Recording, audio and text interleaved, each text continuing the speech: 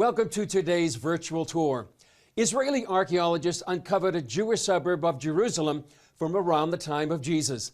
They found it in an Arab neighborhood as part of a salvage excavation. And the community back then likely interacted with pilgrims and provided goods for the Second Temple. New building construction here often uncovers ancient treasures. That's the case in the Jerusalem neighborhood of Sharafat. This was the site of a Jewish village 2,000 years ago.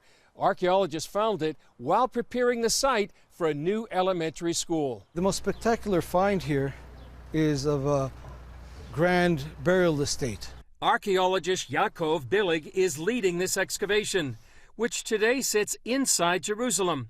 Back then, this would have been more like a suburb. The burial estate starts from a stepped long corridor going under a bridge like an overpass into a courtyard with a bench on one side and a bench on another side. Then from there upwards there was a covered entrance to the burial cave, and from then on inwards there's the underground burial cave.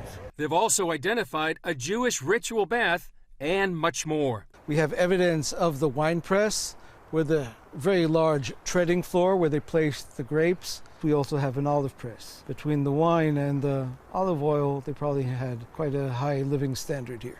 The best of the harvest was likely delivered to the temple, just an hour's walk away. In the far right corner, you can see a small press. That is the real virgin olive oil, which is probably the real top quality. I assume when the temple existed not far away, that went as a dedication to the temple. Billig said discoveries like this tell us much more about the people from that time. They had probably a lot of interaction with the population of the city, maybe even for the pilgrims who made pilgrimage to the city. We can't forget that Jerusalem had to be supplied by produce of agricultural products.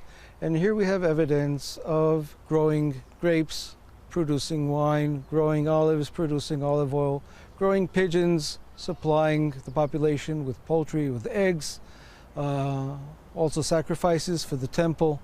As for what's ahead here, a school is planned on the actual excavation site.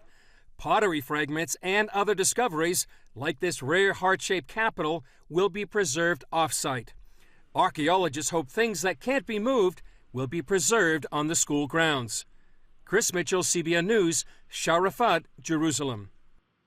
On tomorrow's virtual tour, we'll head to Ziklag, where archaeologists believe they've found the biblical location where David hid from King Saul.